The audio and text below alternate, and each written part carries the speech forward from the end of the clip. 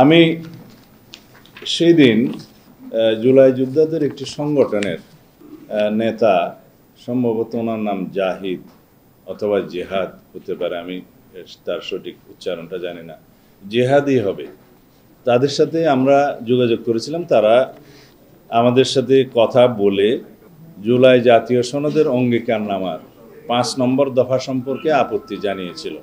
আপনারা জানেন, সেই 5 নম্বর দফায় ইতিপূর্বে যেভাবে লেখা ছিল, সেই লেখাতে একটা কথা ছিল এরকম যে গণ অভ্যুত্থান পূর্ব 16 বছরের ফ্যাসিবাদ বিরোধী গণতান্ত্রিক সংগ্রামে গুম, খুন ও নির্যাতনের শিকার হওয়া ব্যক্তিদের এবং 2024 সালের জুলাই আগস্টের গণ অভ্যুত্থানকালে সংগঠিত সকল হত্যাকাণ্ডের বিচার, শহীদদের রাষ্ট্রীয় মর্যাদা প্রদান ও শহীদ পরিবারগুলোকে যথোপযুক্ত সহায়তা প্রদান এবং আহতদের সুচিকিৎসা ও পুনর্বাসনের ব্যবস্থা নিশ্চিত করব, এটা অঙ্গীকারনামায়। এইখানে জুলাই আগস্টের গণ অভ্যুত্থানকালে সংগঠিত সকল হত্যাকাণ্ডের বিচার, এই শব্দটা নিয়ে তাদের আপত্তি ছিল। এই শব্দগুলো নিয়ে তারা আশঙ্কা করছিলেন, যদি সকল হত্যাকাণ্ডের বিচার করা হয় তাহলে যারা জনপ্রতিরোধের মুখে কিছু সংখ্যক দুষ্কৃতকারী, স্বৈরাচারের দোসর প্রাণ হারিয়েছে, তাদের বিষয়ে হয়তো তাদেরকে হত্যার জন্য অভিযুক্ত করা হতে পারে, এই আশঙ্কাটা ছিল। সেই জন্য তাদের অনুরোধের প্রেক্ষিতে এবং আমাদের বিবেচনায় আমি তাৎক্ষণিকভাবে আমার ভেরিফাইড ফেসবুক পেজে, অ্যাকাউন্টে আমি একটি স্ট্যাটাস দিয়েছিলাম এবং সেই স্ট্যাটাসটা তাদেরকে আমি তখনই শেয়ার করেছি এবং জাতীয় ঐকমত্য কমিশনের সহসভাপতি প্রফেসর আলী রিয়াজ সাহেবের সাথে কথা বলে তাকেও শেয়ার করেছি এবং তিনি আমার মতামতের সাথে একমত পোষণ করে বললেন যে আমি তাদের সাথে কথা বলছি এবং তাদেরকে সংশোধন করার জন্য এই অঙ্গীকারনামার 5 নম্বর দফাটা আশ্বস্ত করেছে এবং করে প্রেসে কথা বলে তাদেরকে আমরা জানাবো, এই কথা আমাকে প্রফেসর আলী রিয়াজ সাহেব জানালেন। আমার যে স্ট্যাটাস, সেই স্ট্যাটাসটা আপনারা আমার ফেসবুক অ্যাকাউন্টে গেলেও পাবেন। তারপরেও আপনাদের এখনই যেহেতু আপনাদের সামনে কথা বলছি, 1 মিনিট সময় নেব সেটা বলার জন্য। আমি এইভাবে লিখেছিলাম, জুলাই জাতীয় সনদের 5 নম্বর দফা নিম্নলিখিতভাবে সংশোধিত হওয়া উচিত বলে আমি মনে করি।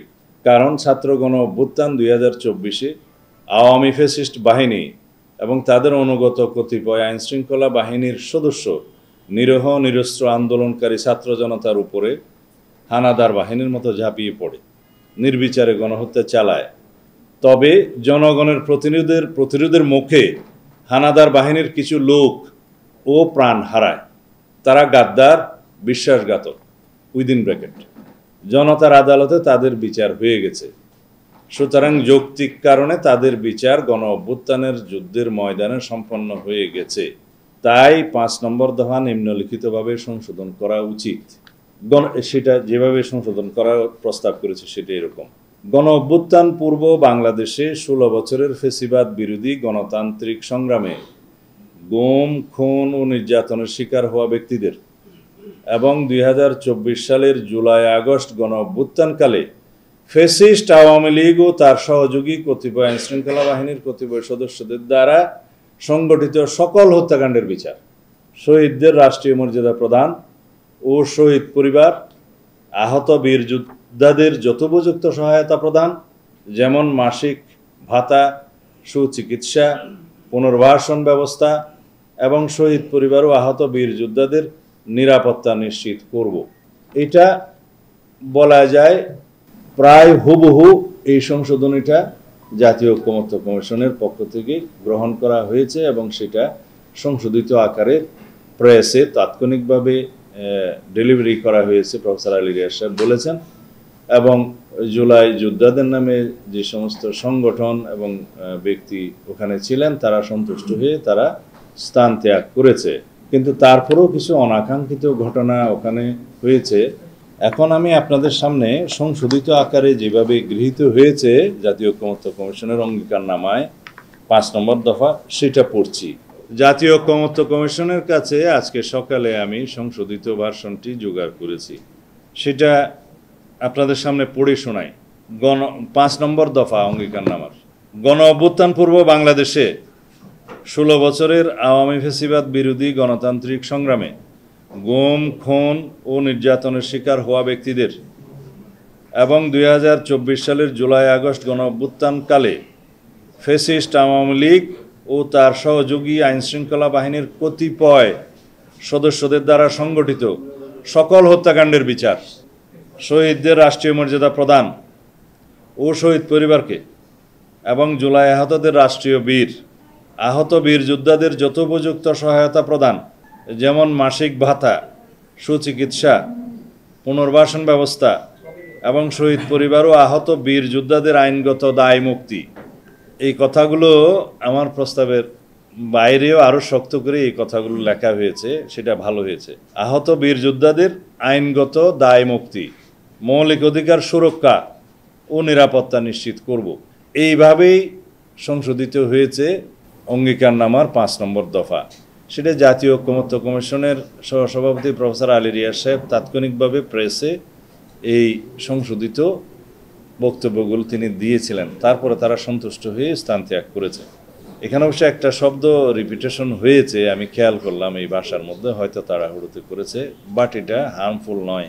তা আমার বক্তব্য হলো, জুলাই গণ অভ্যুত্থানের, ছাত্র গণ অভ্যুত্থান 2024-এর ভূমিকা আমাদের জাতীয় জীবনে একটি লিডিং ফোর্স, ড্রাইভিং ফোর্স, আমাদের জাতিকে এগিয়ে নিয়ে যাওয়ার জন্য একটি শক্তি, আমাদের ফ্যাসিবাদ বিরোধী জাতীয় ঐক্য।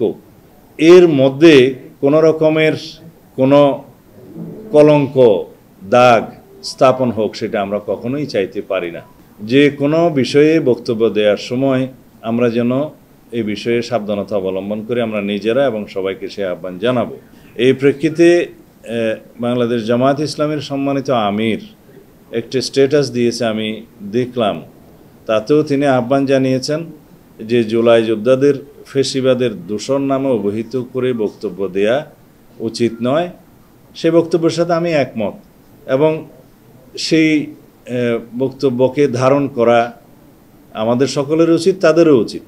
কিন্তু আমাদের বক্তব্য নিয়ে কাটিং করে বিভিন্নভাবে অপব্যাখ্যা দেয়া থেকে সর্বমহলকে বিরত থাকার জন্য আমি অনুরোধ জানাবো। যারা এই প্রেস ব্রিফিংয়ে কথাগুলো বলেছেন তাদেরকে আমি সম্মান করি, যারা জুলাই গণ অভ্যুত্থানের শক্তি হিসাবে নিজেদেরকে পরিচয় দেন এবং জুলাই গণ অভ্যুত্থানের শক্তিকে ধারণ করে নতুন রাজনৈতিক দল সৃজন করেছেন, তাদের উজ্জ্বল ভবিষ্যৎ কামনা করি। কারণ জাতীয় জীবনে আমরা মনে করি এই নতুন প্রজন্মের নেতৃত্বকে আমাদেরকে এগিয়ে দিতে হবে এই জাতির প্রয়োজনে। তারাই ভবিষ্যতের রাষ্ট্রনায়ক, তারাই ভবিষ্যতে এই রাষ্ট্র পরিচালনা করবে। গণতান্ত্রিকভাবে বাংলাদেশকে এগিয়ে নিয়ে যেতে তাদের অবদান অপরিসীম, এবং ভবিষ্যতেও তারা সেই গণতান্ত্রিক চর্চাকে অব্যাহত রাখবেন বলে আমি বিশ্বাস করি। এটাই ছিল আমার বক্তব্য।